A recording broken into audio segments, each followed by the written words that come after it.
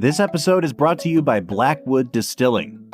Folks, you've heard us talk about Blackwood. You've heard us talk with their brand ambassador, our friend Zach Johnston. This company is doing big things. We're so excited to see them grow. Blackwood Distilling was born in 2020 after co-founder Guinness McFadden's big win at the 2019 Kentucky Derby. With the help of the Justins from Justin's House of Bourbon, Blackwood created a luxury toasted bourbon and America's first triple distilled toasted rye. By using toasted barrels from Kelvin Cooperage, Blackwood created an Indiana rye whiskey like no other, blended from 5 to 7-year-old barrels. Both the bourbon and the rye are bottled at barrel strength. Batch 4 of the bourbon and batch 3 of the rye, along with single barrels of each, are now available in Kentucky, Florida, Texas, Washington, and Wyoming, with more states coming soon. Get it in Ohio, guys. Visit blackwooddistillingco.com. That's blackwooddistillingco.com. And hit that shop button to get yours today.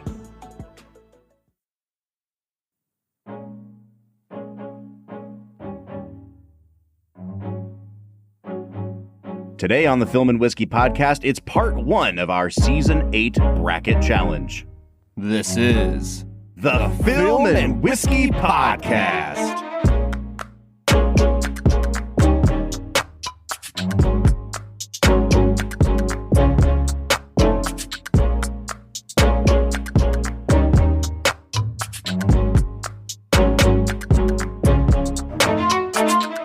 Well, hey, everybody. Welcome into the Film and Whiskey Podcast. I'm Bob Book.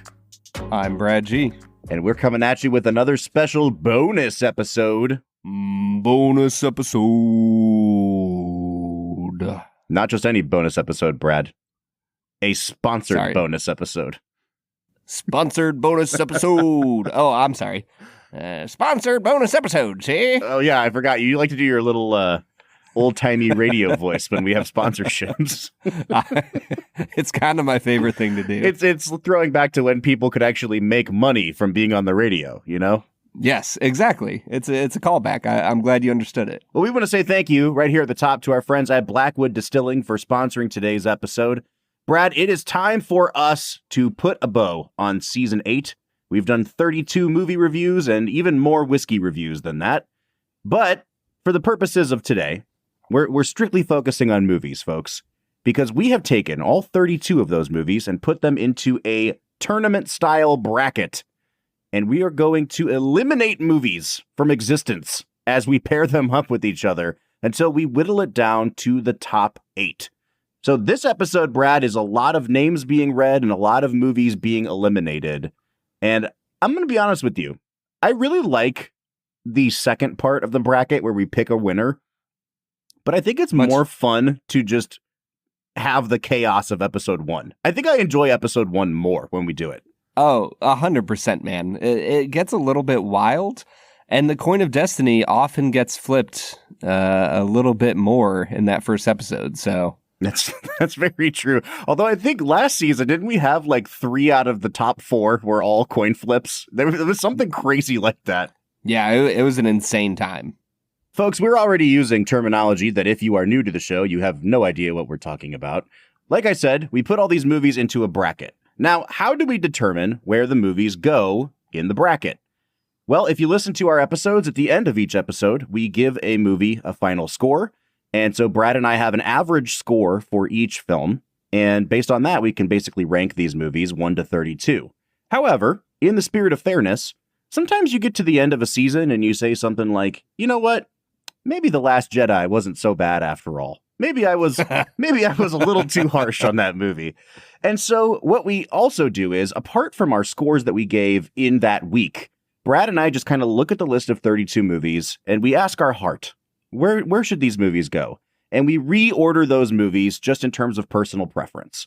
So at the end of this whole thing, I have 3 lists. I have the list from the week that we did it, and I have both of our end of season, here's my heart list. And based on all those, we can determine where each movie gets seated, with the number 1 seed being the one that we liked the most, and the 32 being the one that we liked the least. And what's really fun about having all 3 of those lists is that it inevitably creates matchups in the bracket that really, really suck to have to decide, Brad. Mm-hmm. Yeah, really often we get matchups where even if it's like a 12 versus 18 seed, it makes a really difficult thing for us where this movie's gone forever. Mm-hmm. It's in the fiery furnace. Mm-hmm. What are we supposed to do without How the Grinch Stole Christmas in our lives, Bob? Luckily, we won't have to wonder about that for long, Brad. We will be coping with that reality here very shortly. So once we have the bracket created, it's uploaded onto our website. So if you'd like to follow along with us, you can go to filmwhiskey.com. There's a tab right at the top that says Season 8 Bracket on it, and you can download your own bracket, fill it out for funsies, and see how you do versus us and the Coin of Destiny. But Brad and I have each filled out our personal bracket. So I can see what I want to win this season. Brad can see what he wants to win this season. And as each matchup comes up, we will reveal to each other what we picked to move on. If there is consensus, then, all is right with the world. But if there is what's the word? What's that? Tie? A loggerhead? Is that what it's called? What's it called? If we come to loggerheads? Is that what it's called? I don't know. Anyway, a log jam? Is that the word? I don't know. Sure. If we're at odds with each other, we flip the Coin of Destiny. And no, Bob, I just want you to keep going. What other words could you use there? I just can't think of the word. I guess logjam is the word I was trying to think of. You're on fire tonight, Bob. Keep at it. Clearly. So Brad has a coin that he flips, and I am always dubious of whether there's a real coin and whether he's actually flipping it. But he assures me that it is the case. And if the coin flip goes through, then hopefully it favors me. Folks, that's about all you need to know in terms of rules being laid down. Brad, is there anything you want to say before we jump into our bracket? I would like to say that you have impugned my honor one too many times, Bob. I do not lie about coin flips. The integrity of the game is far more important than any individual movie. Now, in the past, folks, we have had whiskeys lined up to drink across these episodes, and Brad and I kind of conversed off to the side and said, hey, that's a lot to try to fit into 2 episodes. So if you're here for whiskey content, I'm really sorry, but this is going to be 99% movies. We have not lined up whiskeys to review today. However, as we go through these 2 episodes, we are going to be counting down our top 5 whiskeys of the season. And Brad, I believe you're also drinking our sponsored whiskey for the evening, right? Yeah, I sure am. I'm drinking this Blackwood toasted bourbon, which, fun fact, Bob, incredibly delicious. Yeah, we just reviewed it in a kind of mini capsule review a few episodes back, so we're not going to give too much airtime to them other than what you've already heard. But suffice it to say, if this had been in our list of 32 whiskeys for the season, Brad, I think it would have been pushing for that top 5 list. I think it probably would have been in it. I mean, you said yourself, toasted whiskeys are not usually your favorite. I'm usually okay with them. This one is easily one of the best toasted bourbons we've ever had. Probably the best toasted bourbon. So as I looked at our top 5 whiskeys for the season, Brad, I realized that I only have 4 of them left because one of them was a really, really small sample that both of us got through really quickly. So I have 4 of them left on my shelf, and I thought maybe I'll just kind of drink them as we go through these 2 episodes. And if you don't mind me revealing our 5th best whiskey of the season, it's one that I really wanted to revisit tonight because it was the first whiskey we drank this season, and I don't remember a damn thing about it, Brad. And that is Old Pulteney 12 single malt Scotch whiskey. This is a whiskey that received 39.75 out of 50 from us, so almost cracking that 40 mark. You had it at a 41.5 out of 50, Brad. So this is one that you really, really liked. And I'm just pouring it out. I'll give some notes as we go, but it's nice to revisit old friends in Old Pulteney here. Yeah, I remember really enjoying it. I don't remember exactly what stood out to me. So you'll have to give me a reminder. It's so funny, Bob. People will ask me, they're like, oh yeah, I was listening to your Toy Story 3 episode the other day, and I don't know about what you said with this, and that. And I'm like, hey, listen, I do this every single week, and I don't remember what I said about the movie we reviewed last week, let alone something from 7 weeks ago. All right, so this is a Highland Scotch. It's really light in color. It's very, very floral. It's got some honey sweetness to it, and then like a kick of like peaty, smoky goodness on the back. It does, like, it's not a super peaty whiskey, but Highland Scotches are not usually peaty. And so this is kind of like the best of both worlds. I can see why we really like this one, Brad, and it's a really easy sipper. There you go. Well, there's number 5. Beautiful. Thank you so much. Well, while you're sipping on that, how about we get started with our bracket? In the very top left quadrant, I know that we've come up with names for them before, but right now I'm just going to call the Northwest bracket the Nicolas Cage match. I love every season you just pull out random actors' names. Yep. I don't think Nicolas Cage was in any of the movies we discussed this season, but you know what? He sure wasn't. It's the Nick Cage Memorial Quadrant. Memorial?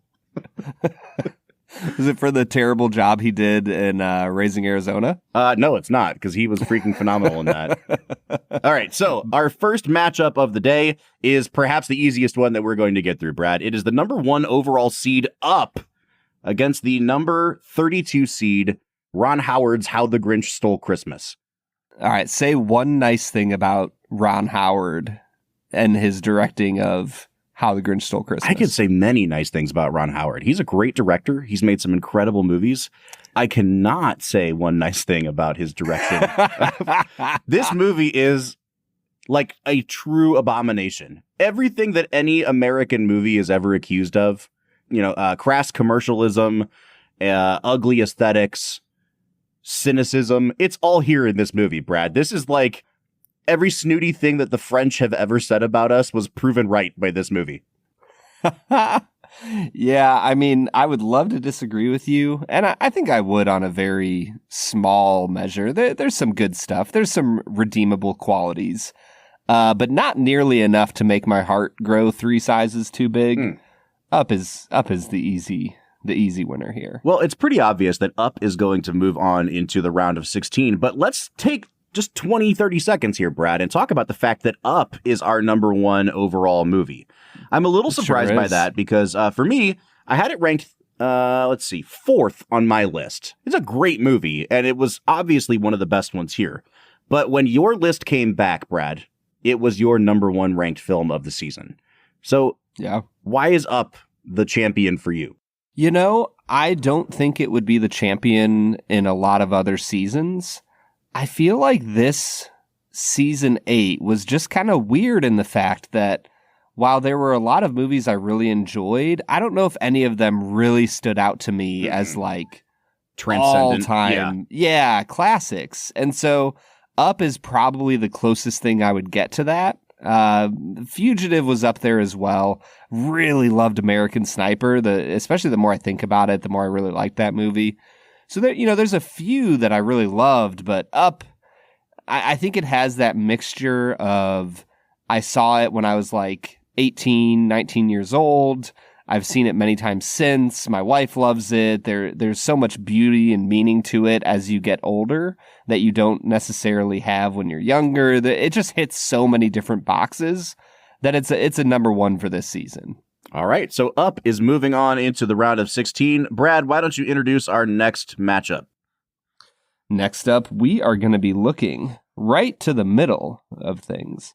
Number 16's Black Panther versus number 17, Night at the Museum.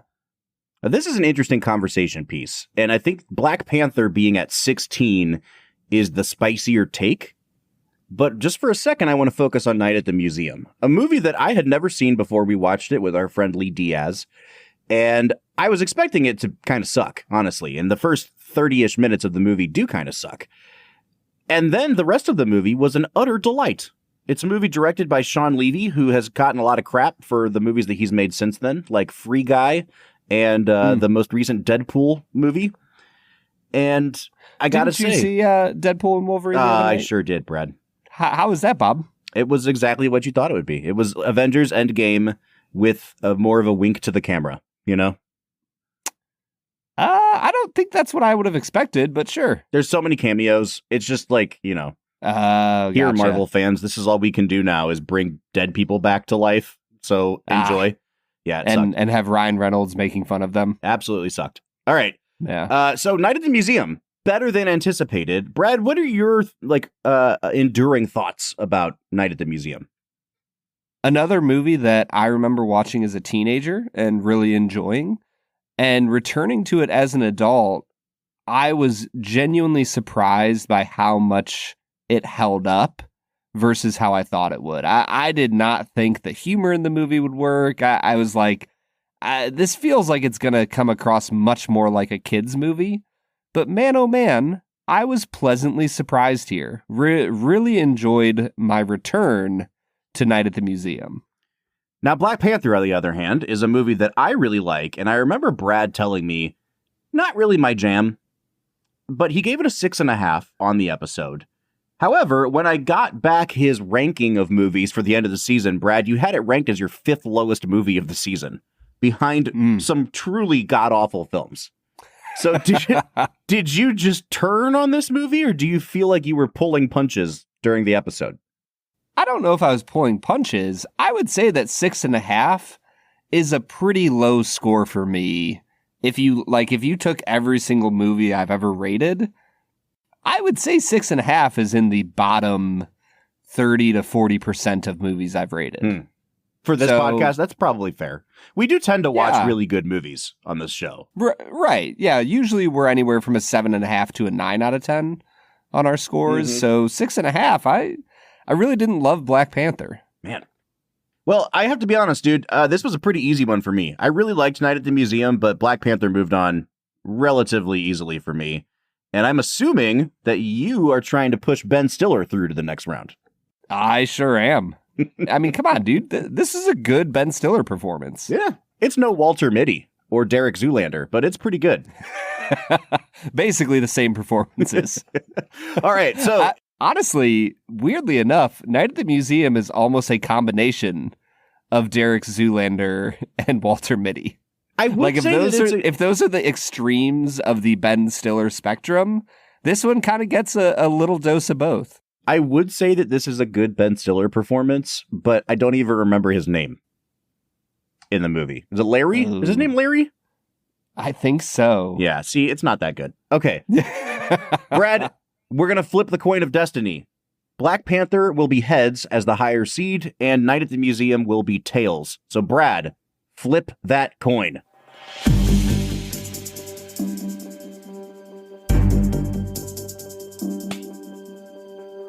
Bob, Night at the Museum will be moving on to the next round. That's okay, because I'm looking ahead at the next matchup here, Brad, and I'm putting all my hopes on this one. This will be perhaps the spiciest of all spicy takes in the history of our show, because you are forcing me to put the number 24 seed, The Last Jedi, a film that you notoriously gave a 0 out of 10 to. Up That's against correct. Not just any film, but the film depicting our Lord and Savior Jesus Christ, Passion of the Christ. Bob, you are forcing me to choose Rian Johnson over Jesus Christ, Brad. What are you doing, man? I'm not forcing you to do anything. If you choose Rian Johnson, you're not just choosing him over Jesus Christ.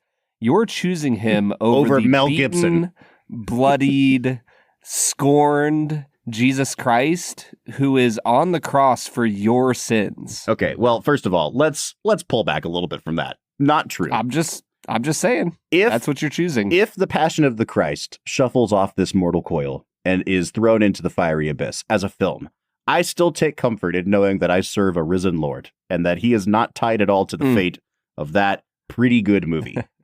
I mean, you got naked Jim Caviezel rising at the end of the film. Man, you are on one today, dude. All right. Let me be honest here. This was a very easy one for me. I think The Last Jedi is just a more successful film than The Passion of the Christ is. I think The Passion of the Christ is a good movie that we both acknowledge has some weird decisions and definite flaws in it. The power of that movie, especially if you are a believer, kind of overrides that. But it is a more deeply flawed movie. And in terms of the actual direction and movie making, I found as well, than The Last Jedi. Now, I know that you were going to vehemently disagree with that, Brad. So please have the floor for the next 30 seconds, make your case, and then we are going to flip a coin, because I know where you stand on this. All right, so page 13 of my 22 pages of notes. Let's get back into this.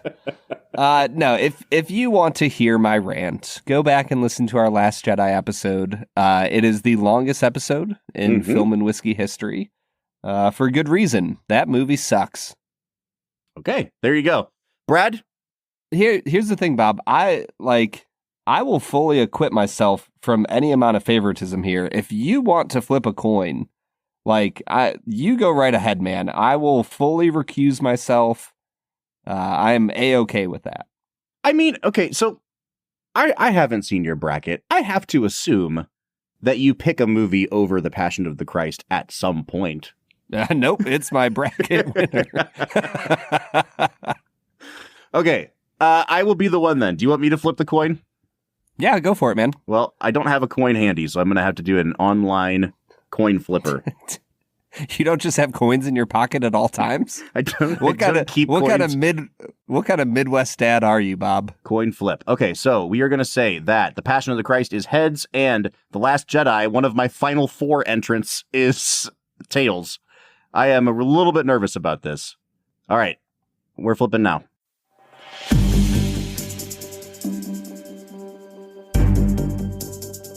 Brad? Yes. Would you like me to share my screen so you can see this? Sure. Right there, baby. Folks, The Last Jedi is moving on to the next round. That's disgusting. I live to fight one more day.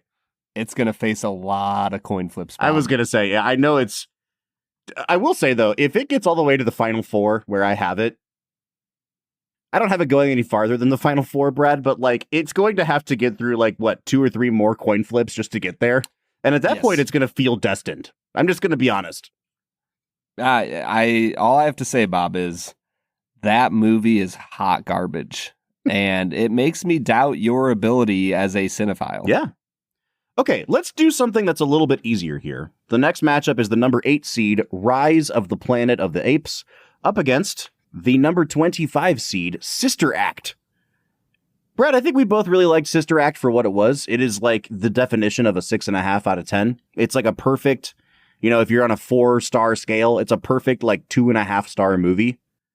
Yeah. Rise of the Planet of the Apes is a 3 pushing a 3.5. Yeah. A really good movie. And I think that I'm not going to stump for it or anything. I just think it's a pretty obviously better made movie than Sister Act. Yeah, I'm 100% with you. I think Rise of the Planet of the Apes is enduringly fun. Mm-hmm. It does an incredible job of being a pre-pandemic type of movie. There's some good drama. There's some good action. All of it is at a B- to B+ level. And that's all it needs to be. It's a really fun movie. I'm going to move it on past Sister Act pretty easily. All right, so that does it for the Nick Cage Memorial Quadrant.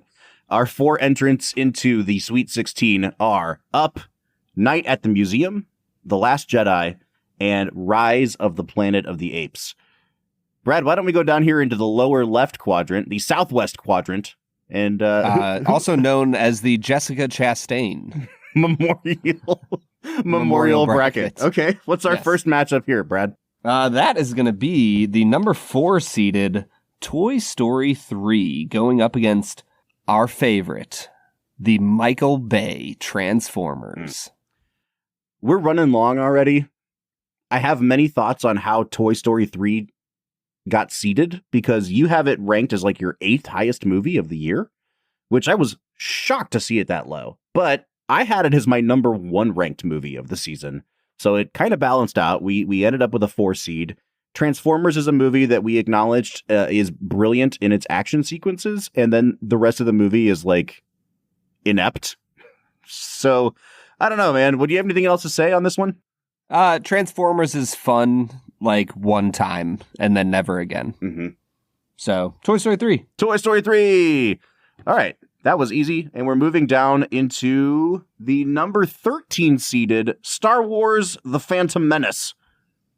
Up against Men in Black, the number 20 seed. You're going to hate me all day, dude. I know what you're about to do. Well, I just don't think truly what you think about The Last Jedi. Well, no, that's not true. No one thinks that about any movie. I just think that The Phantom Menace is probably the worst Star Wars movie, except for maybe Rise of Skywalker. And I just think it's a bad movie. Oh, come on. It is so much better than Rise of Skywalker. Yeah. Come on. Yes. I just almost don't consider Rise of Skywalker to be when I'm thinking what's the worst one? I'm thinking of the 6, not the 9. So it's bad. And I think Men in Black's better. And yet you had it ranked as your 4th best movie of the season or something. I don't remember if it was quite 4th, but it was up there. Yeah. Oh, what? Okay. Why? Just why, Brad? Because I love this movie, man. I think it's an incredibly well-made film. I think that it's a great Star Wars film. And I think that all of the detractions against it are much more muted when you actually watch the film than everyone makes them out to be. So, once again, this film hits the nostalgia. It hits the action. It hits the grand world building that you would want from a Star Wars film. And there's a lot of just incredible sequences. I mean, the combination of the John Williams score with the final fight between. See, even you don't remember. Yeah, my brain is Darth very Maul tired. and Qui-Gon. Thank you. Yeah. The final battle is just some of the best filmmaking ever. So yes, I'm gonna move The Phantom Menace on. I had this movie as my 7th lowest movie of the season, and I initially put it lower, and then I was like, you know what? That's actually not fair to this movie, because I focused solely on the pod racing sequence, which is Ben-Hur level chariot race filmmaking. And I have to be honest, I think the whole rest of the movie around that thing sucks. But it is good enough on its own to bump it up from being my 3rd worst movie to the 7th or 8th worst movie. And so there you go, George. That's your consolation prize. I did move Men in Black on, and so I know we have another coin flip here. Brad, do you want to flip a coin? Yeah, I'll go ahead and flip it.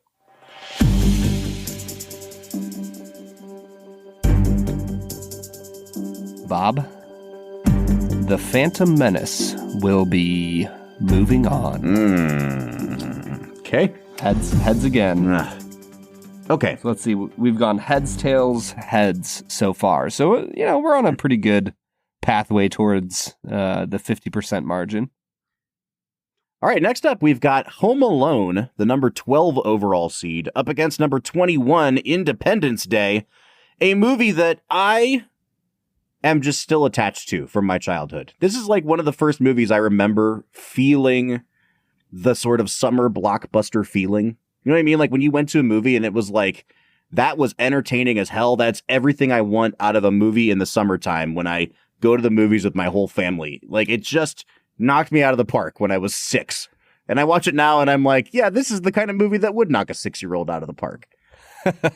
It's deeply flawed. I think I have more of a soft spot for this one than I do Home Alone. And Brad, we even talked about in the Home Alone episode, it picks up in the back half of the movie, but the first half of that movie, not great. Yeah, there are some issues with Home Alone, but it is ubiquitously known as a top 3 to top 5 Christmas movie. This is something you watch every year, and for good reason. I think when you pair the ridiculousness of the back half of the movie with the meaningfulness of the lessons that Kevin is learning, I think it's a great pairing of a coming of age story set in the Christmas season. Yeah, it's a good movie. It's a top 5 Christmas movie. Counterpoint, Independence Day is the top 1 Independence Day movie. How many movies for that holiday? Well, it's this and Yankee Doodle Dandy. What else are we watching on Independence Day, man? Come on. Oh, man. I have to be honest with you, Bob. I still don't think I understand why we have quote-unquote summer blockbusters. Because what is it about summertime that you're oh, this is the only time we can have a dumbed-down action movie? The summer blockbuster started in earnest when Spielberg released Jaws in 1975, and it became the highest grossing movie of all time. And then every year after that, studios tried to replicate that.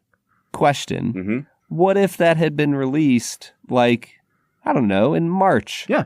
And all of a sudden, it's the spring blockbuster. Yeah. I think that's a valid question. Yeah, there's nothing inherent to summer that's like, this is the time to go see movies. It's just that we've been doing it for 45 years now, almost 50. Okay. Yeah.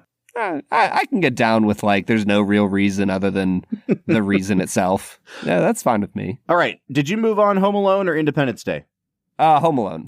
Independence Day, which means it's time get for out of here, Bob. I mean, what? I just like it better. I mean, are you surprised? I went on a whole soapbox saying I like it better. Yeah, but Home Alone is very clearly a better made film. Maybe. Oh, get out of here. All right, go ahead. Am I flipping this time? Yeah, we'll take turns. We'll take turns. Go ahead and flip. All right.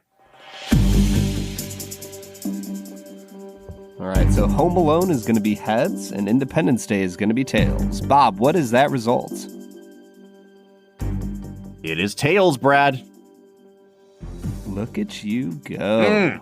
Independence Day is setting itself up to get absolutely annihilated by American Sniper in the next round, because I know how much Brad liked that movie. But its first round matchup is right here. The number 5 seed, American Sniper, up against the number 28 seed, My Big Fat Greek Wedding.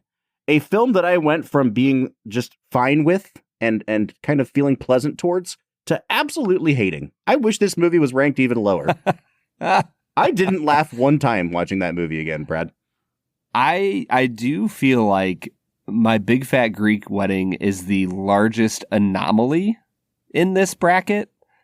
Like think about all 31 other films and then tell me that My Big Fat Greek Wedding fits in with like top grossers of these last 32 years.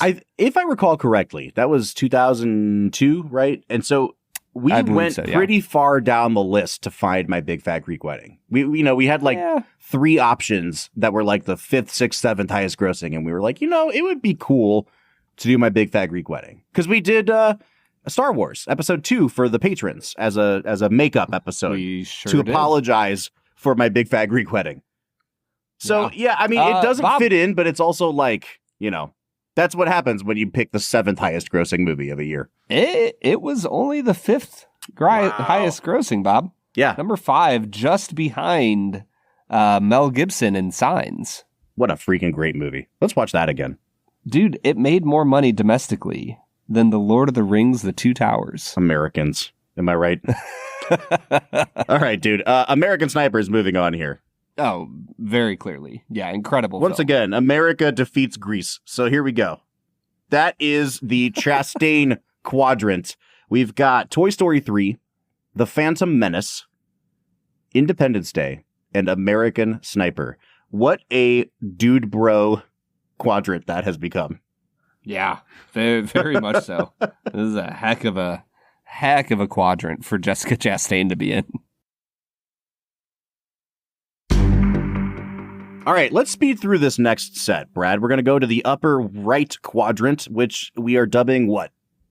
The Billy Crystal Memorial Bracket. Okay, yes. We've got number 2, The Fugitive, up against the number 31 seed, Indiana Jones and the Kingdom of the Crystal Skull. A movie that, despite Spielberg's best efforts, absolutely blows. Like, just not a good movie. And I wanted to defend it, and I tried to defend some of the cool camera work, but just not a good film. Yeah, terrible movie. Fugitive, incredible movie, and we'll talk about it more later. We sure will. All right, moving down to Shrek, the number 15 overall seed, up against Avengers Endgame, the number 18 overall seed. Now, don't get your panties in a wad, Avengers fans. I already told you I don't like this movie. I am responsible for it being down here at 18. Brad, I think you had it in like your top 8 or 9 of the season, which I was a little bit surprised by. I love that movie, man. It, like, not even because it's a Marvel film, there's just something about it that hit me this time that it worked really beautifully and made me cry multiple times. Do you like it better than the original Avengers? Like the 2012 Avengers? I think it's more meaningful than the original Avengers. I don't know if I like it more, but it definitely has a deeper impact on me. Yeah, it has the benefit of being like the final chapter too. No one ever gives credit to like the opening chapter. Yeah, I mean that it's kind of like in general, I'm like, I like Fellowship of the Ring is such an incredible film. I might give it my favorite, but then I look at Two Towers and Return of the King. I'm like, wow, it's kind of hard to do that because those have such different impacts on you as a viewer. Yeah. So I don't know, man. It's tough. Okay, where are we at with this one? Let's see what I moved on here because I don't like either of these movies. Brad, I moved Shrek on here. I am an agent of chaos. I assume you moved sure Endgame on here? I did move Endgame on. I'm going to be real with you. Whatever gets moved on is going to get defeated by The Fugitive, and I will be glad to see that happen regardless. So, do you want to flip a coin? Sure. All right, Shrek is heads. Endgame is tails. Let us Thanos one of these movies out of existence. Bob, the gods have spoken. Shrek survives another day. Freaking Shrek, dude. What a stupid movie. Oh, man. You crap over both of these movies. I actually like both of these films. Not enough to put them past The Fugitive, but you need to give things the credit that they are due. I mean, Shrek's fine. I just don't think it deserves to be like one of the most enduring classics of animated film. I think you just found like way too weird of stuff on the internet in the 2010s about Shrek, and then that's why you don't like the movie. All right. On that note, let's move down to the next matchup. Number 10, Rain Man, up against the number 23 seed, Batman, the 1989 Tim Burton film. 88 versus 89, Brad. These are the first two movies of our season, and they're squaring off against each other. Now, we have said the entire time, we're millennials who were just a little bit too young for Batman when it came out, mostly because it came out before we were born. But like, I was about to say a little too young, huh? By the time that we were like of movie watching age, I just feel like we had completely shifted the tone, the aesthetics of what superhero films were going to be. Yeah, as I say, I remember watching Batman Begins when it came out. Yeah. And like that set the tone for me for what a Batman franchise should look like. I mean, even Sam Raimi's Spider-Man, right? Just completely sets the bar so much higher, for what superhero movies should be. And Raimi's Spider-Man has those cheesy elements to it. Like Willem Dafoe is just like it's a ridiculous cartoony performance. But what Tim Burton's doing in Batman, despite some really great set design and cinematography and some great moments, there are just as many moments that completely undermine that movie. I think Rain Man moves on pretty easily here, Brad. Yeah, I'll move Rain Man on. I don't remember any of the lines, but I do know that Jack Nicholson has some wild lines in that movie. What does he say? Like, don't do something with another man's rhubarb? Yeah. Yes. What a freaking weird movie. It's the peanut butter sandwiches of the 1980s. Yeah, exactly. Okay, our next matchup is number 7, The Avengers. We were just talking about that. Versus the number 26 seed, Robin Hood, Prince of Thieves, the 1991 abomination. What an incredible film. What the hell are you doing, man? I saw your list. You had it up in like the top 10 or something. It was not in the top 10. Yeah, but like it was way higher than this movie ever needs to be. And I was like, Brad, that movie objectively sucks. And you were like, it sucks. And I love it. Objectively, probably the best movie we watched all season. I mean, a truly terrible movie. Alan Rickman is godly in that film. There's so much feathered hair in that movie that you wonder where were they getting their blow dryers and Aquanet back in those days. Dude, all I know is that film rocks. Every single decision for that movie is turned up to 11, and I don't know what it was. I was ready for it to suck so bad, and I was so pleasantly surprised by what I received. Oh my God, that movie is awful. The Avengers is moving on, and I get to say, once again, how cool the moment is where he goes, Hulk, now would be a really good time to get angry. And he goes, "That's my secret, Captain. I'm always angry." And then he punches a spaceship in the face. What a freaking great movie. Not just a spaceship, like a space worm It's cargo. like Space Dune. Yes. Yeah, it's the greatest, man. Yeah, I'm moving Avengers on. I love Robin Hood, Prince of Thieves. But the first Avengers, oh man, what a great film. Okay, so which memorial is Billy Crystal Memorial Bracket now features these movies in the round of 16. The Fugitive, Shrek, Rain Man, and The Avengers. And that takes us down to our final quadrant here, Brad, which is, I guess, going to be named after some unfortunate woman.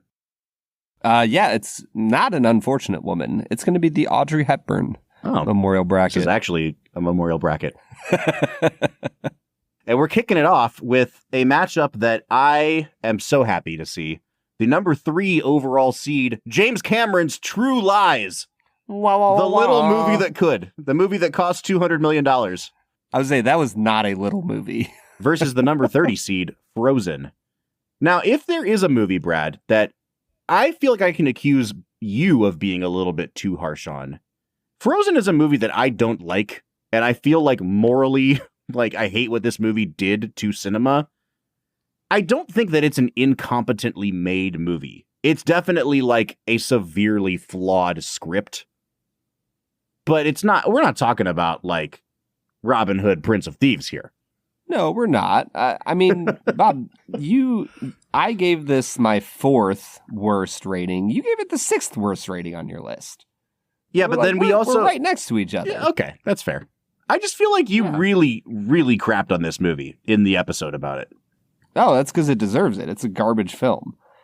But once again, I think my anger is for the fact that it could have been so good. Agreed. Like the pieces are there and they nail them in certain elements. And then so much of that film is hot, horrific garbage that it makes me angry. And yeah, I am reading the Disney of the decade following back onto that film because I think that film started a lot of the trends that we've seen in Disney's decision-making process. Touche. All right, so True Lies sounds like is moving on pretty easily here. Oh, no, I'm moving Frozen on, Bob. Come on. All right, man, why don't you introduce our next matchup? Yeah, so we now have the number 14 seed, Rogue One, a Star Wars story, going up against The Chronicles of Narnia, The Lion, the Witch, and the Wardrobe. These are 2 movies that I feel like remarkably ambivalent about. Rogue One, I loved that movie in the theater, and watching it again, I was like, man, this is kind of like a 6.5 movie. And I ended up giving it a 7.5, and it's mostly because of that cool Vader scene. But I was, like, frankly, kind of bored watching it this time. And Narnia has just always felt like B-rate Lord of the Rings. Like, it's Lord of the Rings made by less talented people. Yeah. Despite what you think of how good the story itself is. Like, the movie, it seemed like the JV squad showed up to try to make a Lord of the Rings movie. So, I don't know, man. Where are you at with this one? I mean, at the end of the day, we came out to a 7.5 average for both of these films. So I think I would lean towards Chronicles of Narnia as my choice to move on. I think Rogue One has a lot of merits, but overall, I think I'm going to vote against it just based on, once again, what Disney has done to the universe that I'm just so unimpressed with. So you're voting Rogue One? No, I'm going to vote for Chronicles of Narnia to move on. I voted for Rogue One. We can flip a coin. I truly do not care. Do you just want to move Narnia on? Bob, it's up to you. In order for it to move on, it has to have 2 votes. So you cast your vote where you will. I know where me and my house lay. Let's do this. Let's flip the coin. Let's let fate decide. Rogue One is heads. Narnia is tails. Brad, flip the coin of destiny. Bob, I have flipped a heads, meaning Rogue One will be moving on to the next bracket. Okay, and that leaves us with only 2 more matchups in this round of 32. The number 11 seed Armageddon up against the number 22 seed Goldeneye. GoldenEye, a movie that I don't know if I had ever watched all the way through before, and it had been hailed as one of the best James Bonds, and I think that it is like half of a great James Bond movie and half of an absolutely awful James Bond movie, and they just kind of slapped them together in a weird Frankenstein-y way. Armageddon is a preposterous film, but it is a Michael Bay movie through and through, and it has a very unique vision to it. And at the end of the day, that was the deciding factor for me. Armageddon moved on for me, Brad. Bob, I am with you 100%. Armageddon is the better film. The action is better. There are so many great one-liners. When the group is deciding like what they want from the government if they destroy the asteroid, and they just keep tacking things on about like taxes and having their criminal records stripped. Like, it's just wonderful. So I'm with you. Armageddon is moving on until, like a tank bursting out of a wall at the last second, I remembered I have to move GoldenEye on because it has a tank busting out of a wall. It sure does. And it's the greatest thing I've ever seen. And so I moved GoldenEye on. It looks like we're going to flip a coin because I have Armageddon winning at least one more round after this, too. Ooh. So I have to defend the honor of Michael Bay here. Armageddon is heads. GoldenEye is tails. I do not have the coin flip thing pulled up, so I'm trusting you, Brad. Flip All right. that coin.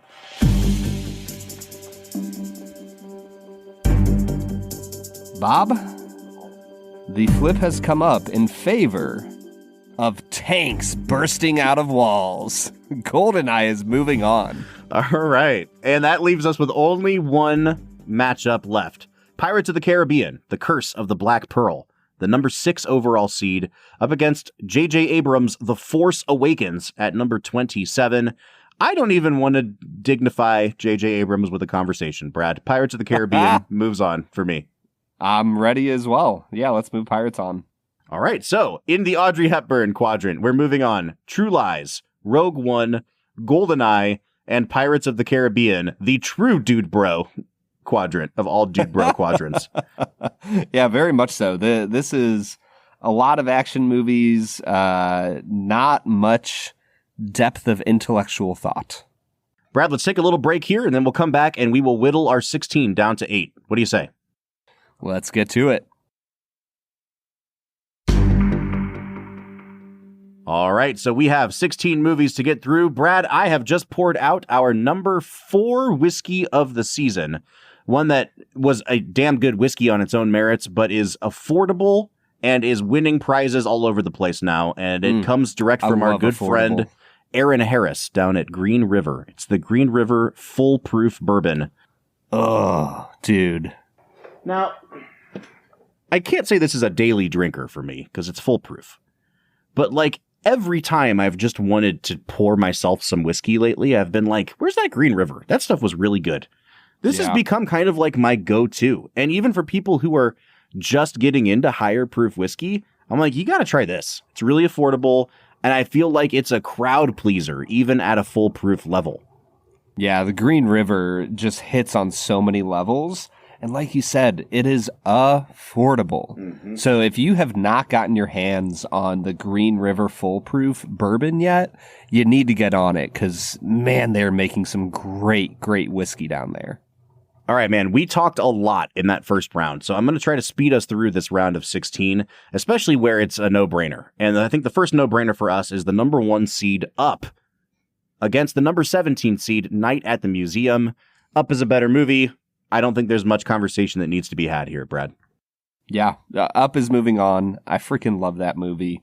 Night at the Museum, good fun time. But just like our friend Robin Williams, it is all done for. Memorial. Oh my gosh. That's not how you honor someone who died. They're all done for? Has he made anything new Good recently, Lord, Bob? Brad. All right, Up is moving on. And that takes us to the spicy take matchup of all spicy take matchups. The Last Jedi up against Rise of the Planet of the Apes. I have already said Last Jedi is in my final 4, so I moved it on here. I assume you moved on Rise of the Planet of the Apes. Actually, I originally put Passion of the Christ on. You had Jesus defeating the apes in hand-to-hand combat. That would be a heck of a movie, Bob. Okay, so your pick is just completely eliminated. Yeah, are you going to put Planet of the Apes on here? I'm not even going to deign to answer that question. Do you want me to flip the coin, or do you want to flip the coin? You can flip the coin. I trust you. Heads is, well, I guess heads would be Planet of the Apes. It's the higher seed. Tails is The Last Jedi. Flip the coin, Brad. Bob, Jesus has been resurrected in the form to avenge its loss to The Last Jedi. Rise of the Planet of the Apes is moving on. All right. So we've got Up and we've got Rise in this quadrant.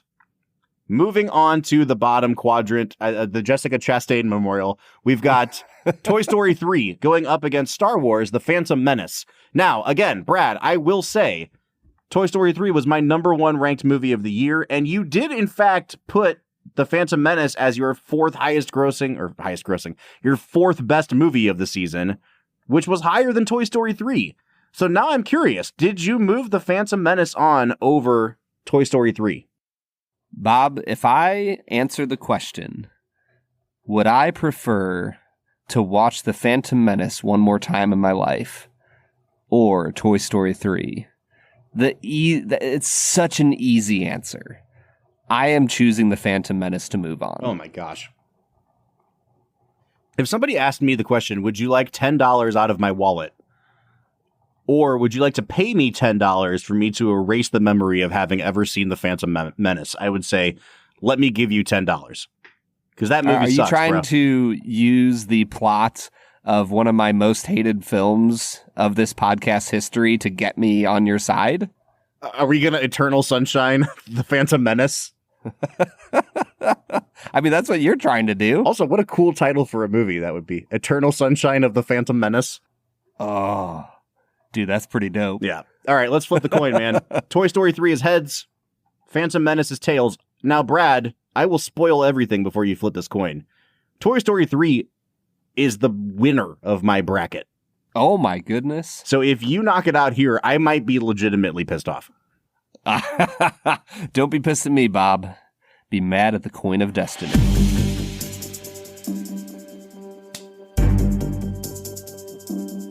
Robert, the coin has spoken, and you do not have to quit the podcast because Toy Story 3 is moving on. Thank God. I think that's one of the few ones where everyone listening to this podcast is going to be like, Bob's pick was objectively right. Like, IMDb, I don't know about that. IMDb score is like almost 2 full points higher for Toy Story 3 than it is for The Phantom Menace, dude. Toy Story 3 is a great movie. I liked it. It's no Phantom Menace. Oh my gosh. No, it's not. And that is a badge of honor. Which takes us to Home Alone. No, not Home Alone. We knocked that out. Independence Day up against American Sniper. Do I spoil Brad's party again? That's up to you, man. You liked American Sniper. I did like American Sniper. And I think American Sniper is just an objectively better movie. It's such a great movie. Yeah. American Sniper moved on for me, Brad. Like, I think back to, was it last season or the year before when we watched Zero Dark 30 and what was the other film? The bomb film. Oh, The Hurt Locker. Yeah, we watched Hurt Locker and Zero Dark 30. I feel like American Sniper is like the peak, like the perfected form of that genre of film. Brad, I'm going to be honest with you. I just checked my bracket, and I absolutely did put Independence Day on over American Sniper. No, you didn't. I did. But here's what I'm trying to... I know in my head that American Sniper is the better movie. Okay. However, if we move American Sniper on, I expect that you will pick that over Toy Story 3 in the next round. So do I just try to sabotage things by hoping a coin flip will move Independence Day further on in this thing? I'm not going to do that. I will respect the integrity of the bracket, and I will move American Sniper on. But so help me, if that fake plastic baby doll from American Sniper beats Toy Story 3, I'm going to be so mad. Fake plastic baby doll. Did we not talk about that during the episode? Oh, dude, the one scene where they're like arguing and he's trying to like shush the baby the whole time.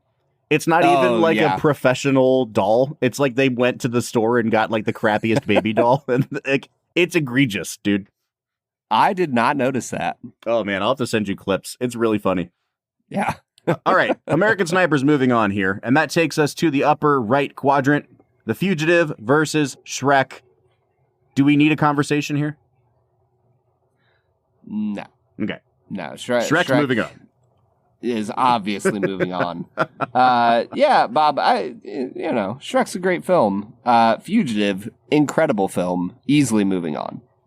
And that takes us to one of the more unique matchups of our bracket, Rain Man versus the Avengers, which sounds like the world's worst comic book. Yeah. Rain Man. Rain Man like walks out of one of the portals and he's like 417,287 bad guys. They're right over there. Okay. I moved the Avengers on. Rain Man's a good movie. I just really think that the original Avengers it's not perfect, but it's kind of like the platonic ideal of what a Marvel movie should look like. And it's a really fun time at the movies. So I moved the Avengers on here. Oh, man. This was probably one of the hardest decisions for me because I really love Rain Man. I think the story of brotherly love being developed is really incredible. And I think I almost want to move Rain Man on just as like an homage to quiet dramas that people used to love to go to. But also Hulk smash. I was going to say I wasn't born in the 70s or 80s. Dog Day Afternoon doesn't do it for me. Rain Man, great movie. I'm going to go with the Avengers. All right. So Fugitive and Avengers are moving on. And that takes us to our last two matchups in the round of 16. True Lies versus Rogue One. This was not difficult for me, Brad. I really do think that True Lies has a chance to play spoiler throughout this bracket because it is such a fun, silly, but incredibly well-made movie. And like every other kind of blockbustery fun time at the movies movie that it's going to come up against, I think it just does it better. So True Lies like kind of dominated on this side of the bracket for me. Yeah, no, True Lies is easily a better film than Rogue One.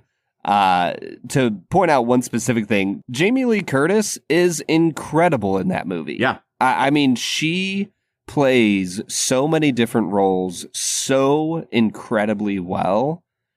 Even if you have not seen it, but you have seen Everything Everywhere All at Once, like her character in Everything Everywhere All at Once is what would have happened if the character from True Lies never went on an adventure. Mm-hmm.